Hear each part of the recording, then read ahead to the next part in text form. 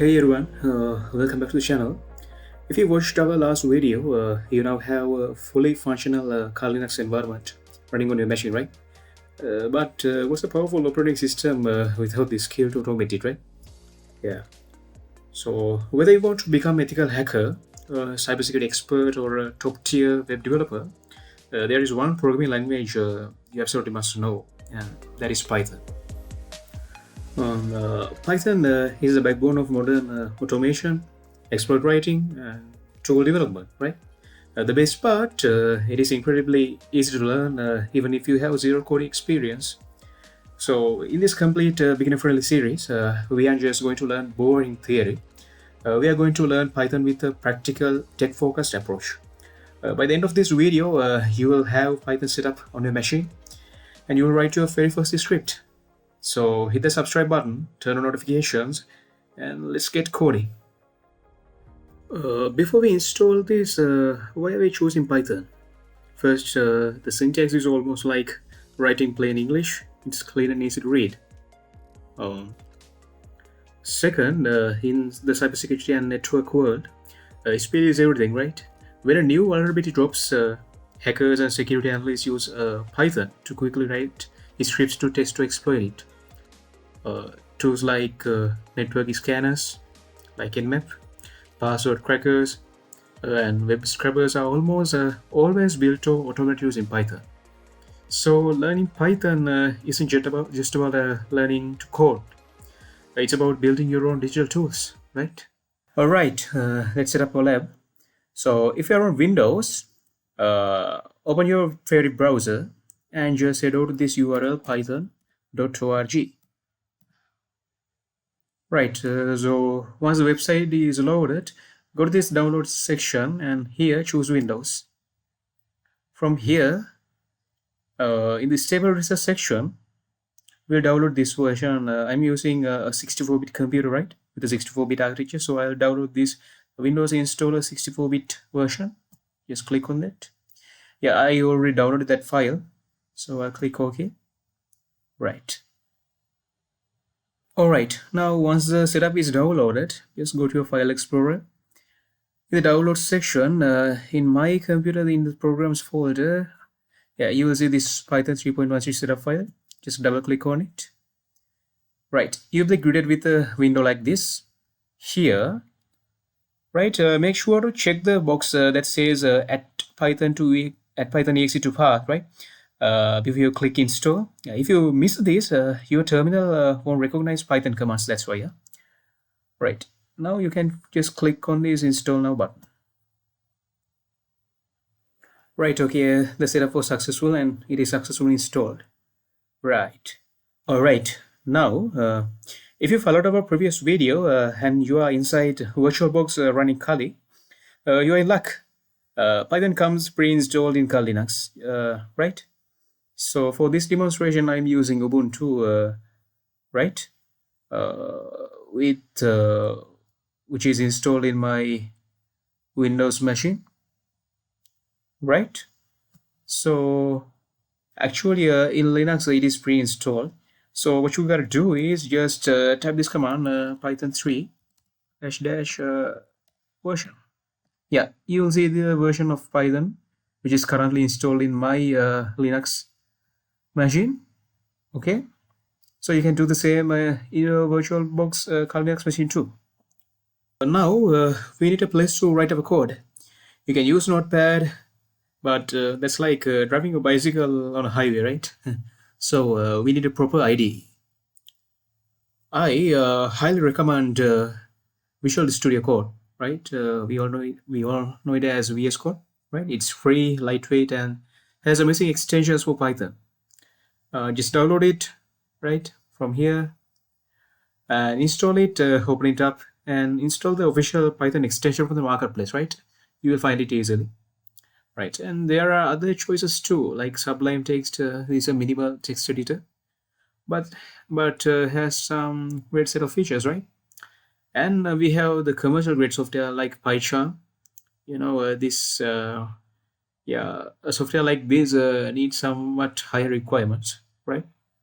But you can use this too. Actually, Now they are offering the community and the professional version in one software, right? As a single package, but you can use the pro version for a month free. It's like a trial, right?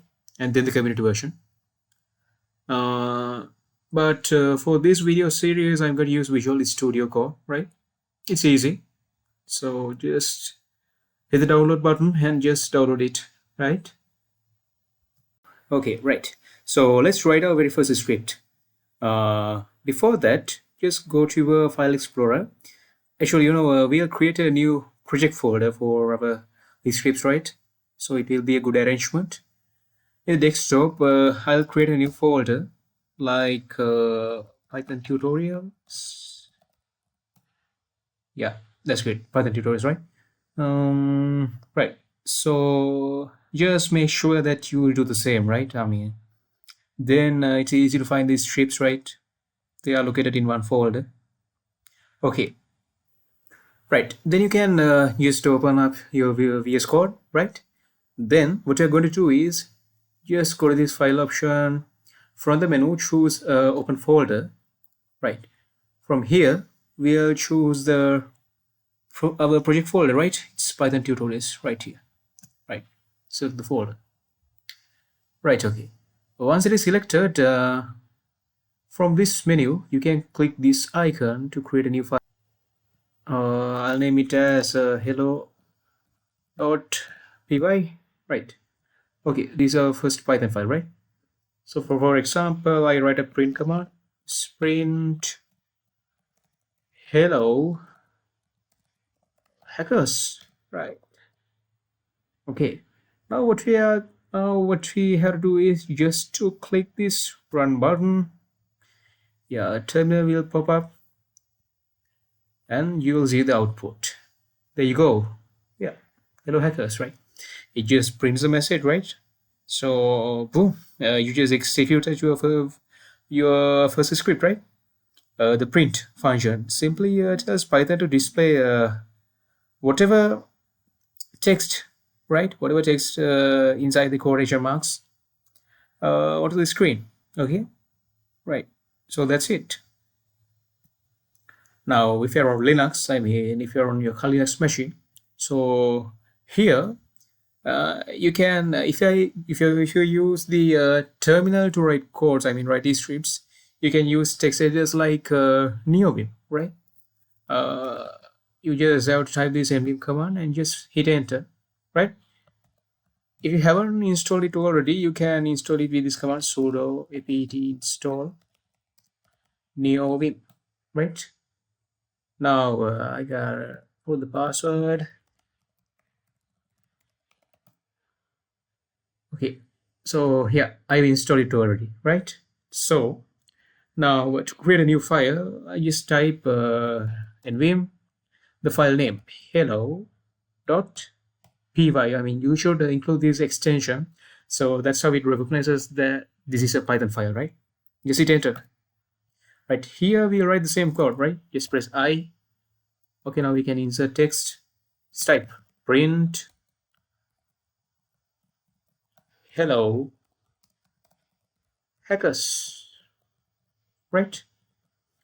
Just save it, right and quiet. Okay, now if I press, yeah, if I type ls, you'll see hello.py is there, right? To run the file, you can simply type python 3 hello.py, right? Yeah, there you will see the message, right? Hello hackers. So that's it. For more info, right? I mean, for this concept to be clear, I'll just copy this line and paste it again 3 or 4 times, right? Then I'll click the run button. See, it just prints what we type within the quotation marks, right?